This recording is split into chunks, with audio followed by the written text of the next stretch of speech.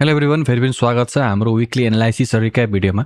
यो भिडियोमा हामी प्रिभियस विक के भयो, कहाँ सेटअप बनाऊ, कहाँ लिन सकिन्थ्यो, कसरी लिन सकिन्थ्यो भनेर हेर्नेछौँ र हाम्रो नेक्स्ट विकको लागि बायस के छ अहिले फिलहाल त्यो पनि हेर्नेछौँ। र जहिले पनि हामी बायस हुँदाखेरि जहिले पनि ठुलो टाइम फ्रेममा हेर्छौँ र हामीले हाम्रो विक कहाँदेखि सुरु भएको छ हेर्नुपर्छ। हेर्ने हो भने हाम्रो week Monday, Tuesday, Wednesday, Thursday, Friday भनेपछि हाम्रो विक यहाँबाट सुरु भएर छ होइन। त्यही भएर हामीले 4 आवरमा हेर्नुपर्छ के भयो भने ओभरअल सिनेरियो ठुलो पिक्चरमा हामीले के देख्छौँ भने हामी यहाँनिर बुलिस थियौँ है, किनकि यो माथि यो ब्रेक गरिदिएको थियो, मात्रै माथि क्लोज गरिदिएको थियो। यहाँनिर यो क्लोज गरेपछि हामी बुलिस थियौँ, स्टिल हामी यहाँ बुलिस नै छौँ। जब यो एउटा मुनि गयो अनि हामी बेरिस भयौँ र अहिले फिलहाल हेर्नु मार्केट बेरिस नै छ। त्यस्तो बुलिस सिनेरियो यहाँ केही पनि बनेको छैन यो रेस्टीमा। र अब हामीले यहाँनिर इन्ट्री गर्ने ठाउँहरू कहाँ छन् त? हामीले यहाँनिर इन्ट्री गर्ने ठाउँहरू यो एउटा फेयरवेल ग्याप भयो भनेपछि यो जोनहरूमा हामी इन्टर गर्न सक्छौँ, यो एउटा मुनि। त्यसपछि हामीले हेर्ने भने यत्रो यहाँ ठुलो एउटा फेयरवेल ग्याप छ भनेपछि हामीले यो जुन रिटेस्ट गर्न आएको छ दुईवटा क्यान्डल हामी यहाँनिर इन्ट्री हेर्न सक्छौँ। त्यसपछि फेरि अर्को जुन यो ठुलो फेयरवेल ग्याप छ, यो फेयरवेल ग्यापमा जुन एउटा यो क्यान्डल आएको छ रिटेस्ट गर्न, यहाँ पनि हामी सेल हेर्न सक्थ्यौँ। र अरू हामीले यहाँ हेऱ्यौँ त्यस्तो कुनै पनि सिनेरियोहरू यहाँ छैन। र अब हामी के हेर्छौँ भने सुरुमा हामी ठुलो टाइम फ्रेममा हेरिरहेको हुन्छौँ। त्यसपछि जब हाम्रो फेयरवेल ग्याप हाम्रो पोइन्ट अफ इन्ट्रेस्टमा आयो अनि हामीहरू सिफ्ट गर्छौँ हाम्रो इन्डी टाइम फ्रेममा। र अब हामीले यहाँनिर के देख्यौँ भने जुन बेला यो ट्याप इन भएको छ, मतलब जुन बेला यो हाम्रो फेयरवेल ग्यापको जोनमा आयो तब हामीले के देख्छौँ भने यो रातिको 12 बजे छ। अब यहाँनिर हामीले हेर्ने हो भने यो हाम्रो सेसन हेर्नुपर्छ है। हाम्रो सेसन कहिलेदेखि हो भने 11:45 नेपाली टाइम, अहिले गर्मीको बेलामा है, जाडोको बेलामा अलिकति चेन्ज हुन्छ। अब यहाँनिर हामीले के देख्छौँ भने यहाँनिर कुनै पनि त्यस्तो मार्केट स्ट्रक्चर सिफ्ट दिएको छैन, यानि कि हामीलाई बाई गर्ने सिग्नल यहाँ दिएको छैन। बाई गर्ने सिग्नल एकैचोटि कहिले दिएको छ भने जब यो एउटा हाई छ, यो हाईको माथि एउटा क्यान्डल क्लोज गर र फेयरवेल ग्याप बनाऊ। अब यतिकै बन्ने बित्तिकै हामीहरू के गर्छौँ भने एउटा फेयरवेल ग्यापमा यहाँनिर अर्डर राख्छौँ र हामी टार्गेट गर्छौँ 1:2 वा तपाईँ ट्रेडिङ गर्न सक्नुहुन्छ कि त एउटा कुनै हाईको माथि यसरी राख्न सक्नुहुन्छ टार्गेट। त अब सबै आफ्नो कुरो हो, तपाईँले कसरी गर्नुहुन्छ, तपाईँले कहाँ टिपी राख्नुहुन्छ, कसरी प्रफिट बुक गर्नुहुन्छ, त्यस हिसाबले तपाईँको यहाँनिर रिजल्ट पे आउट हुन्छ। यो तपाईँहरू 1:2 हेर्नुहुन्छ, 1:3 हेर्नुहुन्छ भने भइसक्यो, तर होइन म यसको माथि नै आउँछ बस्किन्छु भन्नुहुन्थ्यो भने सायद तपाईँहरू 1:2 म तपाईँको ट्रेलिङ स्टप लस छोडेर जान सक्थ्यो। अब यहाँनिर इन्ट्री गर्ने त भनियो, तर के छ भने मार्केट यहाँसम्म रिट्रेस नै भएन नि त होइन, हाम्रो फेयरवेल ग्यापसम्म रिट्रेस नै भएन। हामी रिट्रेस भएपछि मात्रै इन्ट्री गर्छौँ। त्यही भएर नेक्स्ट सिनेरियो के छ भने यो एउटा ब्रेक गरिदियो छैन, यो अर्को पनि एउटा हाम्रो हाई ब्रेक गरिदियो, यो स्टिल के छ मार्केट स्ट्रक्चर सिफ्ट छ। अब यहाँनिर पनि निकै माथि गइसक्यो, अब कहाँ इन्ट्री गर्ने त भन्दाखेरि यदि जहाँनिर ब्रेक गरो त्यसकै रेन्जमा तपाईँले अर्डर राख्नुहुन्थ्यो अनि सप्लस अलिकति ब्रिदिङ दिएर 1:2 टार्गेट गर्नुहुन्थ्यो भने यो एउटा ट्रेड पे आउट भयो। तर 1:3 टार्गेट गर्नुहुन्थ्यो भने सायद तपाईँ ब्रेक इभनमा निस्किनुहुन्थ्यो। त्यही भएर यो एउटा सेटअप चाहिँ बनेको छ, तपाईँहरूले कसरी टिपी लिनुहुन्थ्यो त्यस हिसाबले तपाईँको यो रिजल्ट हुन्छ।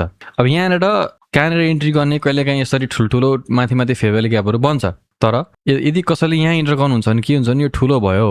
यो के भयो त भन्दाखेरि हाम्रो 23 पिप्सको चाहिँ यो एउटा स्टप लस बन्यो। र रिट्रेसमेन्ट गर्दाखेरि जहिले पनि के ध्यान दिनु भने कम्तीमा पनि 50% जतिको चाहिँ होस् होइन। यहाँनिर हुन त 50% यहाँनिर भएको छैन, 50% यहाँ भएको छ। र 50%मै राख्छु भन्नुहुन्छ भने चाहिँ फेरि तपाईँहरूको सायद यो 1:1 को ब्रेक इभन हुने थियो। त्यही भएर सकेसम्म चाहिँ के गर्न खोज्नु भने तपाईँहरूले स्टप लस चाहिँ सानो राख्न खोज्नुहोस्। जस्तै अब सिनेरियो हेर्नुहोस्, यहाँनिर त यत्रो मुनिसम्म रिट्रेस हुन्छ भनेर तपाईँले नसोच्दा हुन्छ, किनकि यदि तपाईँहरूले यहाँ राख्नुहुन्छ र मार्केट त्यति माथि पुगिसक्यो भने तपाईँले जहाँनिर टिपी राख्नुहुन्थ्यो त्यहाँ त अलरेडी पुगिसक्यो। फेरि यहीँ आएर जान्छ भनेर त्यसरी होप नगर्नुहोस्। यस्तो बेला जुन नेक्स्ट चाहिँ मार्केट स्ट्रक्चर सिफ्ट भयो, त्यो मार्केट स्ट्रक्चर सिफ्ट भएकै रेन्जसम्म चाहिँ तपाईँहरूले यसरी राख्न सक्नुहुन्छ। कहिलेकाहीँ निकै नै रिट्रेसमेन्ट भयो भने त्यसैले कहाँ इन्ट्री गर्ने, तपाईँले कहाँ अर्डर प्लेस गर्ने, त्यसले पनि धेरै एफेक्ट गर्छ तपाईँहरूको रिजल्टमा।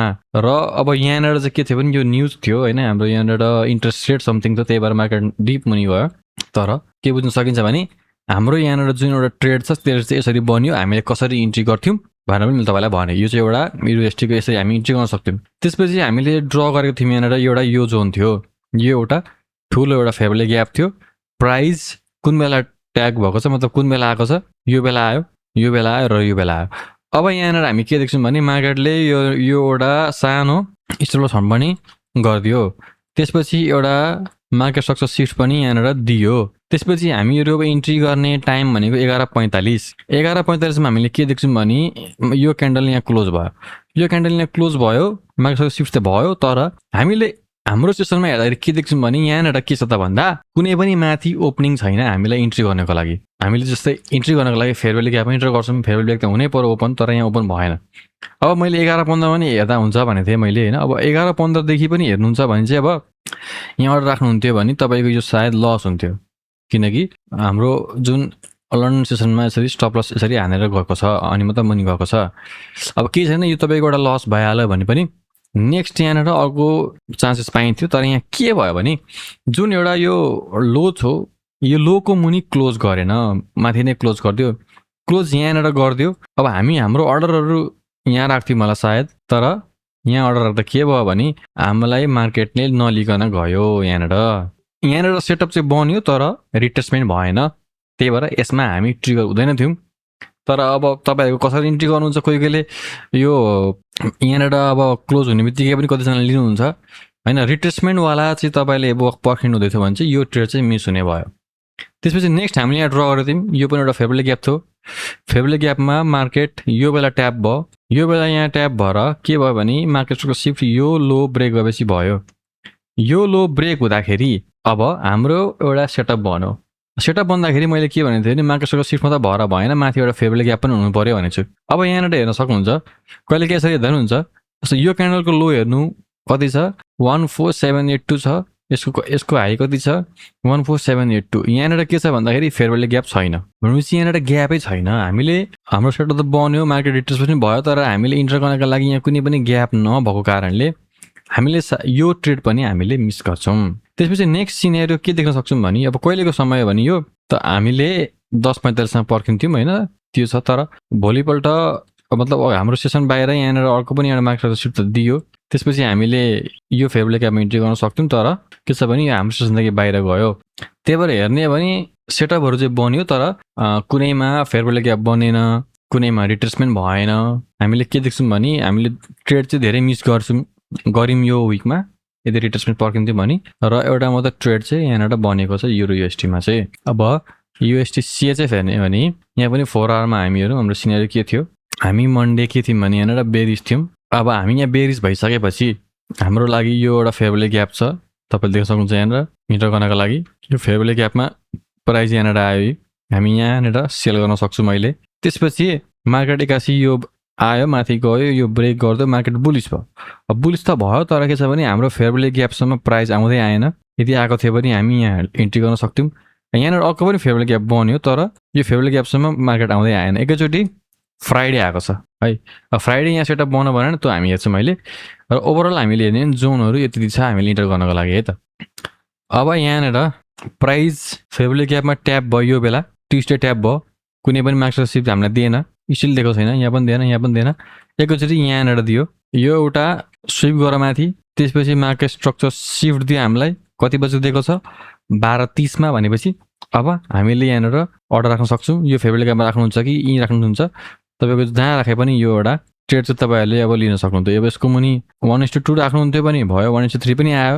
यदि यसको मुनि राख्छु भन्नुहुन्थ्यो भने चाहिँ तपाईँले एकछिन केही होल्ड गर्नु पर्थ्यो, इभेन्चुअली मार्केट मुनि गएको छ।